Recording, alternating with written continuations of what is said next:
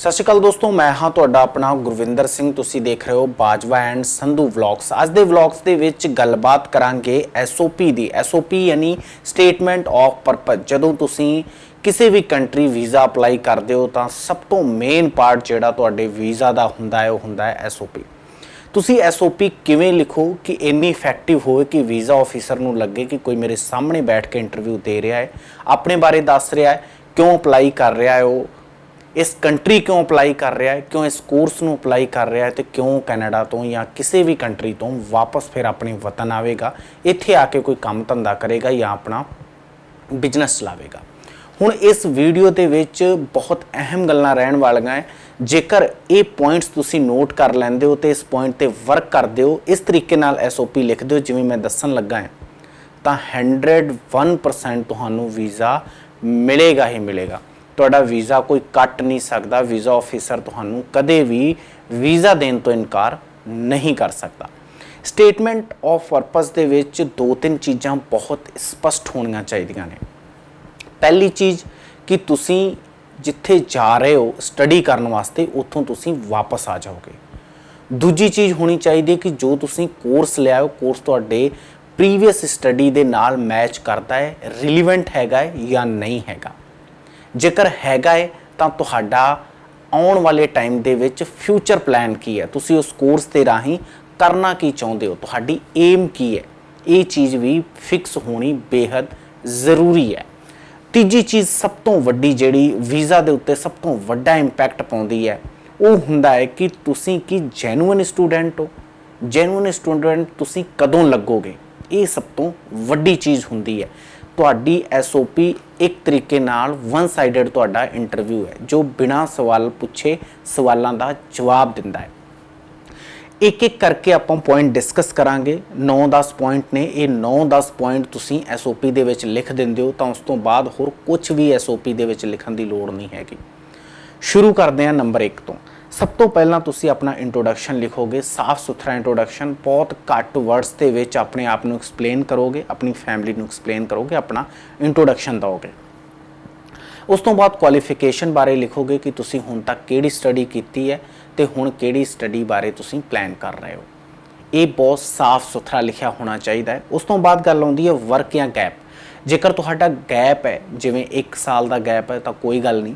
जेकर तुहाडा 2 साल या 2 साल तो वध गैप है तो उस गैप नूं एक्सप्लेन करना बहुत ज़रूरी हुंदा है। हुण कई बार की हुंदा है कि तुसीं फेक डॉकूमेंट तैयार कर लैंदे हो गैप नूं जस्टिफाई करने वास्ते, तो वो किते ना किते तुहाडी SOP दे विच झलकदा है कि तुहाडा डॉकूमेंट फेक है। उस तो बाद उस फेक डॉकूमेंट की इन्वेस्टिगेशन शुरू करता है वीज़ा ऑफिसर, तो तुहाडा वीज़ा रिफ्यूज़ हो जाता है। सो सब तो अहम पॉइंट है गैप नूं एक्सप्लेन करना। जिहड़ा गैप एक्सप्लेन सही ढंग नाल कर लैंदा है, वो असल दे विच वीज़ा लैण दे विच भी सफल हो जाता है। हुण गैप नूं जस्टिफाई किवें कीता जावे। जेकर ते तुहाडा कोई वर्क एक्सपीरियंस है तो तुसीं अपने डॉकूमेंट प्रॉपर जो दिखाए हुए ने उहदे विच उहदे हिसाब दे नाल ही तुसीं अपनी SOP दे विच मैंशन करोगे कि तुसीं किस ऑर्गेनाइजेशन दे नाल कितना समा काम कीता, उत्थे तुहाडी जॉब की सी। उस तो बाद जेकर तुहाडा गैप है या फिर स्टडी तो बाद गैप है या फिर तुसीं किते काम कीता है तो नैक्सट तुहानूं स्टडी करन दी लोड़ क्यों पई, ये सब तो अहम पॉइंट हुंदा है। क्यों तुसीं प्लान कर रहे हो कि तुसीं काम छड़ दिता सी, जॉब करनी शुरू करती सी या घरे बैठ गए सी, हुण दोबारा स्टडी करनी है, इस बारे ज़रूर बहुत बेहतर ढंग दे नाल एक्सप्लेन करन दी लोड़ हुंदी है। जदों तुसीं इस चीज़ नूं एक्सप्लेन कर दिंदे हो, उस तो बाद आंदा है कि तुसीं कोर्स बहुत इंपॉर्टेंट है। जो भी कोर्स तुसीं लिया है तुहाडी प्रीवियस स्टडी दे नाल मैच होना चाहिए है। जेकर नहीं भी मैच हैगा तो क्यों तुसीं जंप करके दूजी लाइन विच जा रहे हो, ज़रूर उस दे विच चंगी तरह एक्सप्लेन करो। हुण हुंदा की है, मैडिकल दा स्टूडेंट किसी होर फील्ड वास्ते अपलाई कर दिंदा है तो उन्होंने ये दसना पैंदा है कि मैं मैडिकल की स्टडी छड्ड के क्यों मैं दूजी स्ट्रीम वाल जा रहा है। इसनूं जेकर वो सही ढंग नाल एक्सप्लेन कर दे तो वीज़ा रिफ्यूज़ होणों बच जाता है। जेकर नहीं कर सकता तो वीज़ा रिफ्यूज़ होने के 100% चांस होंदे हैं। कोर्स तुसीं जिहड़ा लिया है, उस course they which future which तुसीं की करना चाहुंदे हो, उस कोर्स के जरिए तुसीं बनना की चाहुंदे हो, ਤੁਹਾਡਾ ਕੋਰਸ ਇਵੇਂ ਦਾ ਹੋਣਾ ਚਾਹੀਦਾ ਜੋ ਤੁਹਾਡੇ ਫਿਊਚਰ ਪਲਾਨ ਦੇ ਨਾਲ ਰਿਲੇਟ ਕਰਦਾ ਹੋਵੇ, ਯਾਨੀ ਕਿ ਪ੍ਰੀਵੀਅਸ ਸਟੱਡੀ ਦੇ ਨਾਲ ਵੀ ਮੈਚ ਕਰਦਾ ਹੋਵੇ ਤੇ ਆਉਣ ਵਾਲੀ ਜਿਹੜੀ ਤੁਹਾਡੀ ਏਮ ਹੈ, ਜੋ ਤੁਸੀਂ ਚਾਹੁੰਦੇ ਹੋ ਬਣਨਾ, ਉਹ ਵੀ ਤੁਹਾਡਾ ਇਹ ਕੋਰਸ ਜਿਹੜਾ ਹੈ ਤੁਹਾਨੂੰ ਉੱਥੋਂ ਤੱਕ ਪਹੁੰਚਾਵੇ। ਇਹ ਚੀਜ਼ ਸ਼ੋ ਹੋਣੀ ਚਾਹੀਦੀ ਹੈ। ਉਸ ਤੋਂ ਬਾਅਦ ਕੀ ਹੁੰਦਾ ਹੈ, ਕੋਰਸ ਤੋਂ ਬਾਅਦ ਤੁਹਾਡੇ ਤੁਸੀਂ ਲਿਖਣਾ ਹੁੰਦਾ ਕਿ ਡਿਸੀਜਨ ਇਸ ਕੰਟਰੀ ਦਾ ਕਿਉਂ ਲਿਆ ਗਿਆ। ਜਿਵੇਂ ਤੁਸੀਂ ਮੰਨ ਲਿਆ, ਇੱਕ ਐਗਜ਼ਾਮਪਲ ਦੇ ਤੌਰ ਤੇ ਕੈਨੇਡਾ ਦੀ ਗੱਲ ਕਰ ਲੈਂਦੇ ਹਾਂ ਕਿ ਤੁਸੀਂ ਕੈਨੇਡਾ ਹੀ ਕਿਉਂ ਜਾ ਰਹੇ ਹੋ, ਤੁਸੀਂ ਆਸਟ੍ਰੇਲੀਆ ਕਿਉਂ ਨਹੀਂ ਜਾ ਰਹੇ, ਅਮਰੀਕਾ ਕਿਉਂ ਨਹੀਂ ਜਾ ਰਹੇ, ਯੂਰਪ ਕਿਉਂ ਨਹੀਂ ਜਾ ਰਹੇ, ਜਾਂ ਹੋਰ ਕਿਸੇ ਕੰਟਰੀ ਕਿਉਂ ਨਹੀਂ ਜਾ ਰਹੇ, ਬਿਹਤਰ ਕੈਨੇਡਾ ਹੀ ਕਿਵੇਂ ਹੈ। ਇਹਦੇ ਵਿੱਚ ਤੁਹਾਨੂੰ ਐਕਸਪਲੇਨ ਕਰਨਾ ਹੋਵੇਗਾ ਵਿਦ ਉਸ ਕੋਰਸ ਤੇ ਕਿ ਤੁਸੀਂ ਕੈਨੇਡਾ ਹੀ ਕਿਉਂ ਅਪਲਾਈ ਕਰ ਰਹੇ ਹੋ, ਤੁਸੀਂ ਹੋਰ ਕਿਸੇ ਕੰਟਰੀ ਕਿਉਂ ਨਹੀਂ ਅਪਲਾਈ ਕਰ ਰਹੇ, ਤੁਸੀਂ ਕੈਨੇਡਾ ਦੇ ਵਿੱਚ ਹੀ ਕਿਉਂ ਇਸ ਕੋਰਸ ਵਾਸਤੇ ਅਪਲਾਈ ਕਰ ਰਹੇ ਹੋ। ਇਹ ਵੀ ਜੇਕਰ ਤੁਸੀਂ ਚੰਗੀ ਤਰ੍ਹਾਂ ਐਕਸਪਲੇਨ ਕਰ ਦਿੰਦੇ ਹੋ ਤਾਂ ਤੁਹਾਡੀ SOP ਬਹੁਤ ਸਟਰੋਂਗ ਹੋ ਜਾਂਦੀ ਹੈ। ਉਸ ਤੋਂ ਬਾਅਦ ਕਿ ਤੁਸੀਂ ਜੇਕਰ ਇਸ ਕੰਟਰੀ ਜਾ ਰਹੇ ਹੋ ਤਾਂ ਕੀ ਸ਼ਰਤ ਹੈ ਕਿ ਤੁਸੀਂ ਕੈਨੇਡਾ ਵਿੱਚ ਜਾਓਗੇ ਜਾਂ ਕਿਸੇ ਵੀ ਕੰਟਰੀ ਵਿੱਚ ਜਾਓਗੇ, ਉੱਥੇ ਸਟੱਡੀ ਕਰੋਗੇ, ਫਿਰ ਵਾਪਸ ਆਪਣੇ ਦੇਸ਼ ਆ ਜਾਓਗੇ ਤੇ ਇੱਥੇ ਆ ਕੇ ਜੌਬ ਕਰੋਗੇ ਜਾਂ ਇੱਥੇ ਆ ਕੇ ਆਪਣਾ ਕੋਈ ਕੰਮ ਸ਼ੁਰੂ ਕਰੋਗੇ ਜਾਂ ਇੱਥੇ ਆ ਕੇ ਬਿਜ਼ਨਸ ਕਰੋਗੇ। ਇਹ ਅਸ਼ੋਰਟੀ ਕਿਵੇਂ ਦੋਗੇ, ਇਹ ਵੀ ਬਹੁਤ ਅਹਿਮ ਪੁਆਇੰਟ ਹੈ, ਕਿਉਂਕਿ ਜਿਹੜੇ ਰਿਫਿਊਜ਼ਲ ਆਉਂਦੇ ਨੇ ਉਹਦੇ ਵਿੱਚ ਜ਼ਿਆਦਾਤਰ ਰਿਫਿਊਜ਼ਲ ਇਹੀ ਹੁੰਦੇ ਕਿ ਤੁਸੀਂ ਕੈਨੇਡਾ ਵਾਪਸ ਮੁੜ ਕੇ ਨਹੀਂ ਆਉਣਾ, ਯਾਨੀ ਕਿ ਤੁਸੀਂ ਕੈਨੇਡਾ ਚੱਲ ਗਏ ਤੇ ਉਸ ਤੋਂ ਬਾਅਦ ਉੱਥੋਂ ਤੁਸੀਂ ਵਾਪਸ ਨਹੀਂ ਮੁੜੋਗੇ, ਉੱਥੇ ਹੀ ਰਹਿ ਜਾਓਗੇ। ਇਸ ਦੇ ਵਿੱਚ ਤੁਹਾਨੂੰ ਐਸ਼ੋਰ ਕਰਵਾਉਣਾ ਪੈਂਦਾ ਇਮੀਗ੍ਰੇਸ਼ਨ ਆਫੀਸਰ ਨੂੰ, ਜਿਹੜਾ ਵੀ ਆਫੀਸਰ ਤੁਹਾਡੀ ਪ੍ਰੋਫਾਈਲ ਚੈੱਕ ਕਰ ਰਿਹਾ ਹੁੰਦਾ ਉਹਨੂੰ ਇਹ ਯਕੀਨ ਦਿਵਾਉਣਾ ਪੈਂਦਾ ਹੈ ਕਿ ਮੈਂ ਜਾ ਤਾਂ ਰਿਹਾ ਹਾਂ, ਮੈਂ ਵਾਪਸ ਵੀ ਜ਼ਰੂਰ ਆਊਂਗਾ।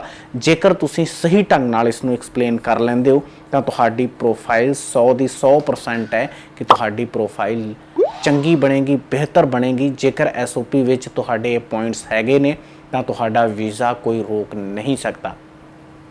ਕੋਈ ਵੀ ਕੋਰਸ ਲਓ, ਉਸ ਕੋਰਸ ਦੇ ਕੀ ਪੁਆਇੰਟ ਨੋਟ ਕਰੋ, ਉਸ ਨੂੰ SOP ਵਿੱਚ ਜ਼ਰੂਰ ਲਿਖੋ। ਉੱਥੋਂ ਦੇ ਉਸ ਕੋਰਸ ਨੂੰ ਉਸ ਇੰਸਟੀਟਿਊਟ ਜਾਂ ਉਸ ਯੂਨੀਵਰਸਿਟੀ ਦੇ ਨਾਲ ਕਿਵੇਂ ਤੁਸੀਂ ਰਿਲੇਟ ਕਰ ਸਕਦੇ ਜੋ ਜ਼ਰੂਰ ਲਿਖੋ। ਤੁਸੀਂ ਉਸ ਕੋਰਸ ਦੇ ਜ਼ਰੀਏ ਆਪਣੇ ਭਵਿੱਖ ਦੇ ਵਿੱਚ ਕੀ ਉਪਲਬਧੀ ਹਾਸਲ ਕਰਨਾ ਚਾਹੁੰਦੇ ਹੋ, ਜ਼ਰੂਰ ਲਿਖੋ। ਜੇਕਰ ਤੁਸੀਂ ਇਸ ਤਰ੍ਹਾਂ SOP ਲਿਖਦੇ ਹੋ, ਇਸ ਪੁਆਇੰਟਸ ਦੇ ਉੱਤੇ ਧਿਆਨ ਦਿੰਦੇ ਹੋ ਤਾਂ ਤੁਹਾਡਾ ਵੀਜ਼ਾ ਰਿਫਿਊਜ਼ ਨਹੀਂ ਹੋ ਸਕਦਾ। 101% ਤੁਹਾਨੂੰ ਐਮਬੈਸੀ ਵੀਜ਼ਾ ਦੇਵੇਗੀ। ਉਮੀਦ ਕਰਦਾ ਹਾਂ ਤੁਹਾਨੂੰ ਵਲੌਗ ਪਸੰਦ ਆਇਆ ਹੋਵੇਗਾ। ਜੇਕਰ ਤੁਹਾਨੂੰ ਮੇਰੀ ਕਿਸੇ ਵੀ ਤਰ੍ਹਾਂ ਦੀ ਹੈਲਪ ਚਾਹੀਦੀ ਹੈ SOP ਵਾਸਤੇ ਤਾਂ ਤੁਸੀਂ ਮੈਨੂੰ ਕਾਲ ਕਰ ਸਕਦੇ ਹੋ, ਜੋ ਨੰਬਰ ਦਿੱਤਾ ਗਿਆ ਹੈ। ਸਿਰਫ ਸੈਟਰਡੇ ਮੈਨੂੰ ਕਾਲ ਕਰ ਸਕਦੇ ਹੋ, 4 ਤੋਂ 6 ਵਜੇ ਦਾ ਸ਼ਾਮ ਦਾ ਟਾਈਮ ਹੈ। ਤੁਸੀਂ ਕਾਲ ਕਰਕੇ ਮੇਰੇ ਤੋਂ SOP ਦੇ ਵਿੱਚ ਹੈਲਪ ਲੈ ਸਕਦੇ ਹੋ, ਫ੍ਰੀ ਆਫ ਕਾਸਟ ਤੁਹਾਡੀ ਹੈਲਪ ਕਰਾਂਗੇ। ਅਸੀਂ ਕਿਸੇ ਵੀ ਤਰ੍ਹਾਂ ਦੀ ਵੀਜ਼ਾ ਫਾਈਲਿੰਗ ਨਹੀਂ ਕਰਦੇ, ਅਸੀਂ ਕੋਈ ਏਜੰਟ ਨਾਲ ਨਹੀਂ ਤੁਰਦੇ, ਕਿਸੇ ਵੀ ਏਜੰਟ ਨਾਲ ਅਸੀਂ ਨਹੀਂ ਹੈਗੇ। ਅਸੀਂ ਤੁਹਾਨੂੰ ਦੱਸ ਦਿੰਦੇ ਹਾਂ ਕਿਸੇ ਵੀ ਇਮੀਗ੍ਰੇਸ਼ਨ ਆਫਿਸ ਦੇ ਨਾਲ ਵੀ ਸੰਬੰਧ ਨਹੀਂ ਰੱਖਦੇ। ਕਿਸੇ ਵੀ ਤਰ੍ਹਾਂ ਦੀ, ਭਾਵੇਂ ਸਟੱਡੀ ਹੋਵੇ, ਟਰੈਵਲ, ਟੂਰਿਸਟ ਵੀਜ਼ਾ ਹੋਵੇ ਜਾਂ ਫਿਰ ਵਰਕ ਪਰਮਿਟ ਹੋਵੇ, ਅਸੀਂ ਕਿਸੇ ਵੀ ਤਰ੍ਹਾਂ ਦੇ ਪਰਮਿਟ ਦੇ ਨਾਲ, ਕਿਸੇ ਵੀ ਤਰ੍ਹਾਂ ਦੇ ਵੀਜ਼ਾ ਦੇ ਨਾਲ ਡੀਲ ਨਹੀਂ ਕਰਦੇ। ਸੋ ਉਮੀਦ ਕਰਦਾ ਹਾਂ ਕਿ ਤੁਹਾਨੂੰ ਵਲੌਗ ਪਸੰਦ ਆਇਆ ਹੋਵੇਗਾ। ਸਾਨੂੰ ਫਾਈਲ ਲਾਉਣ ਵਾਸਤੇ ਕਾਲ ਨਾ ਕਰਿਆ ਕਰੋ।